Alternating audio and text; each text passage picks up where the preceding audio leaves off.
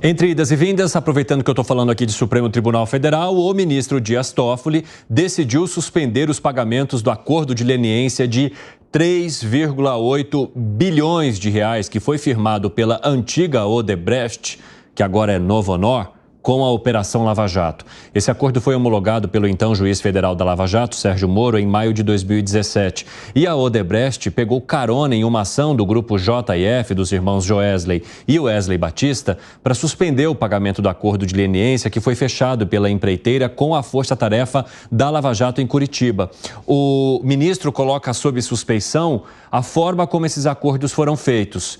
Primeiro com a JF, agora com a Novo Honor, ou Odebrecht, mesmo depois dela admitir que cometeu irregularidades e corrupção em mais de 40 contratos. Alan Gani. Pois é, ninguém foi forçado a fazer nenhum tipo de acordo, partiu dos próprios executivos da empresa, houve supervisão da Polícia Federal, houve supervisão do Ministério Público, inclusive envolveu organismos internacionais, porque alguns desses pagamentos eram feitos lá fora. Isso aí é o que contrapõe Sérgio Moro, ele fala justamente isso. Para contrapor a decisão de Dias Toffoli, ele menciona isso que você está usando agora como argumento. E é exatamente isso, Evandro, porque eu estou simplesmente levantando alguns fatos. E aí, numa decisão monocrática de um ministro, todos esses fatos acabam sendo anulados. E aí, como é que fica?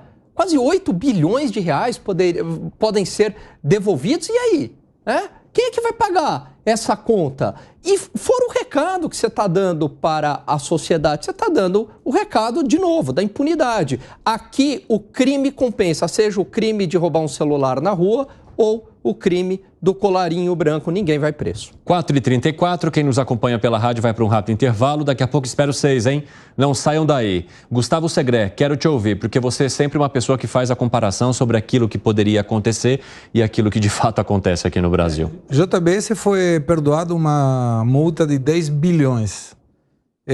Agora, a multa nominal foram de 3,8, que poderia chegar a 8,5. Sim, com a correção monetária. Só lembrando apenas para que nossa audiência lembre do fato.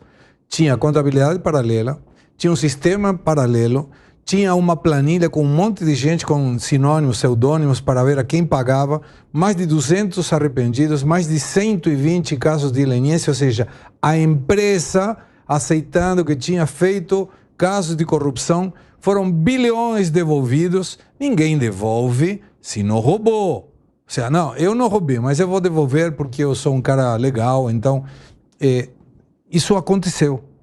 E nos Estados Unidos ninguém anulou nada. Nem na Suíça. Nada. Na Suíça também não. Chegaram documentos de outros países, foram 21 países envolvidos na Lava Jato. 21. É porque havia paraísos fiscais envolvidos nessa história. Então, criaram um banco para pagamento. Não, banco. Sabe, eu estudei muito o negócio de Lava Jato porque na época eu era correspondente de La Nación e explicávamos porque, por exemplo, para a justiça argentina, como não tinha acordo entre as justiças, ninguém foi preso lá, porque o Odebrecht na época não entregou a documentação e a fiscalia aqui, a PGR, também não mandou a documentação para lá. Mas o que era feito? Aqui no Brasil, a empresa precisava de reais para pagar propina para um monte de político. E precisavam dólares na China. Então o que fazia? Ficava com os reais aqui, através de um banco, mandava os dólares para fora e pagava para os chineses. Ou seja, aqueles xing-ling que vendiam, que precisavam pagar para lá, utilizavam essa metodologia. Isso existiu, está corroborado.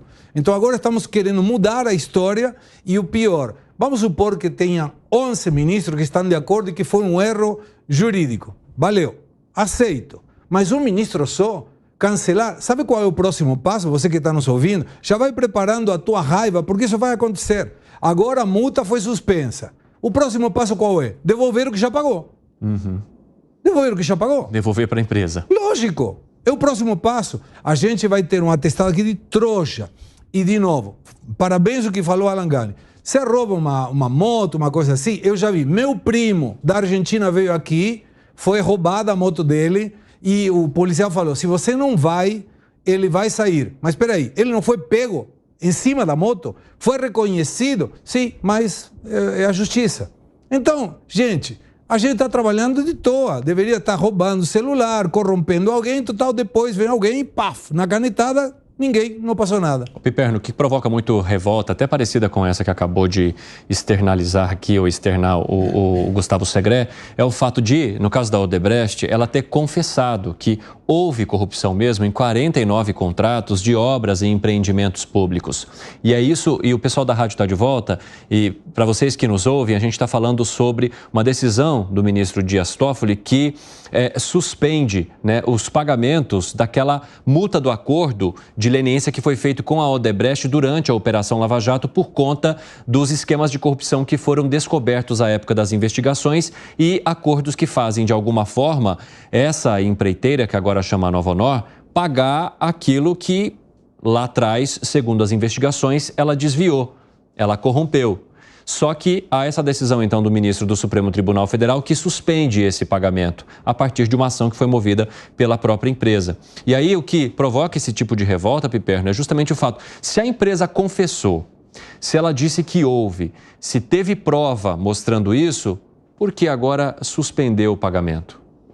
Entre as razões que o Toffoli apontou, ele fala do suposto conluio entre investigadores e juízes. Então vejam bem, se o Evandro Cini é condenado nesse tipo de ambiente e ele nega veementemente que tenha cometido qualquer crime, mas ele acaba sendo condenado e tem que cumprir pena, então uma decisão dessa, desde que constatado que houve de fato esse conluio, ela tem que beneficiar o Evandro. Muito bem. Mas é diferente de uma situação em que há um acordo de leniência. Um acordo pressupõe, né, um acerto entre as partes. Então, a empreiteira, ela foi processada, ela ia ser condenada a uma pena muito maior, então ela faz um acordo exatamente para, de alguma forma, indenizar o Estado ou outras partes envolvidas por conta dos seus malfeitos e diminuir as suas penas, as penas dos seus executivos. Então, ela aceitou esse acordo. Então, aí, para mim, está o erro nessa decisão do ministro Toffoli. Porque, veja, não se trata de uma empresa que negou até o fim a participação ou mesmo o protagonismo nesses crimes que foram apontados. Se em algum momento a Odebrecht fala assim, eu de forma alguma corrompi, eu não fiz nada e fui condenado injustamente, então agora, a partir dessa decisão do ministro, eu quero inclusive ser indenizado. Isso aí é uma coisa. Agora, a partir do momento em que ela assinou um acordo, que ela negociou, porque veja, isso não foi uma obra de um dia, ficaram meses e meses negociando os termos desse acordo, como é que os seus executivos seriam de alguma forma beneficiados e qual seria a contrapartida da empresa. Então, eu não vejo sentido algum em se revogar isso. E você, hein, Luiz Felipe Dávila, como é que analisa esse momento que a gente está vendo agora na história? Bom, primeira coisa, que se essa decisão tivesse sido tomada alguns meses atrás, naquele ranking de corrupção que saiu ontem, o Brasil estaria em último lugar, porque esse é o escândalo máximo. Assim, no Brasil, onde a evidência de um caso de corrupção, de confissão de corrupção, que a mesma decisão foi reconhecida em tribunais nos Estados Unidos e na Suíça como corrupção, e lá devolveu o dinheiro e ninguém vai devolver de volta para as empresas, e aqui a gente acaba passando pano em cima da empresa, mostra claramente um partido que tolera e é conivente com a corrupção. O Brasil é o paraíso da corrupção. Infelizmente, isto é verdade. E pior, agora com instituições como o Supremo Tribunal Federal e o Presidente da República querendo reescrever a história do Brasil como se não houvesse tido o escândalo de corrupção, o maior escândalo de corrupção do mundo ocorreu no Brasil. Por isso é muito importante que todos nós mostremos nossa indignação com decisões dessa história, que mostre um veemente argumento contra reescrever a história e que lembre dos fatos. E aí vale a pena ler ou reler um livro extraordinário, escrito por uma jornalista, a Malu Gaspar, que chama A Organização. não pode deixar de comprar. Aliás, é bom comprar logo, porque com essa história de reescrever a história, daqui a pouco eles vão publicar o livro. Não pode mais ler o livro. Então é bom correr logo, comprar o livro da Malu Gaspar, porque daqui a pouco você não vai encontrar mais exemplar. Então é uma coisa inacreditável. A impunidade, a ousadia de reescrever a história com narrativa político-partidária e com decisões do judiciário. Isso só mostra uma coisa: o Brasil, vítima do maior escândalo de corrupção do mundo, agora a gente quer passar o pano na corrupção e dizer para todo mundo que aqui é realmente o paraíso da corrupção. Fala, Segré. O Alan Garcia, ex-presidente do Peru, se suicidou por causa desse tema da Odebrecht. Suicidou. Um ex-presidente do Peru tirou a própria vida por vergonha dos casos de corrupção. Mas o ministro Dias Toffoli acha que deve ter sido outro caso. Agora, é interessante essa sua citação e tem uma outra... E no Peru, desculpa, só uma coisa. Todos os últimos presidentes. O Toledo fugiu. Todo mundo. Todos os últimos presidentes. Foi um barata voa lá. Bom, deve ter sido um engano. Ou seja, todos os presidentes do Peru estavam involucrados nesse caso do Odebrecht, mas isso não aconteceu. Foi narrativa. Agora, Langani, além dessa questão que foi apontada pelo Segré, a história vai contando também um outro ponto, que é ao mesmo tempo em que há essa suspensão do pagamento do acordo de leniência feito pela Odebrecht lá atrás, o juiz que fez esse acordo de leniência, que é o juiz Sérgio Moro, agora também pode se tornar inelegível com a ação que está tramitando contra ele. Assim, o que ocorreu no Brasil em relação à Lava Jato é algo surreal. Aliás, se a gente olhasse, né, o que também ocorreu nas operações Mãos Limpas na Itália, é impressionante como a história ela rima em outros países. Mas aqui a gente foi muito além. Não só tudo foi anulado, como corruptos foram soltos, pessoas foram condenadas por corrupção, voltaram para suas atividades políticas.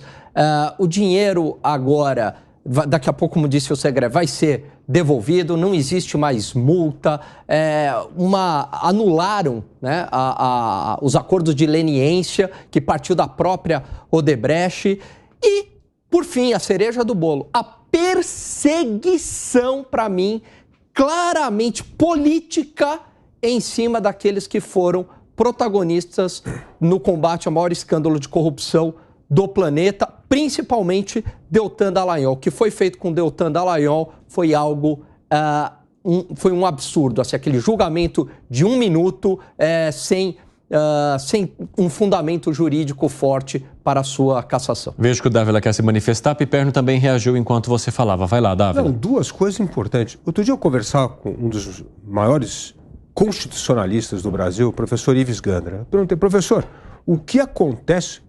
Quem embolsou o dinheiro da corrupção? De acordo com a justiça brasileira, pode manter na conta bancária das pessoas. Eu falei, como é que é? É assim que é. Eu falei, não é possível isso. Isso é um escândalo. Como é que é? Então, quem se beneficiou da corrupção, do dinheiro da corrupção, não devolve. Pode ficar na conta e usar o dinheiro da conta. É uma coisa inacreditável que a gente está fazendo no Brasil. É uma prova absurda de que o crime compensa.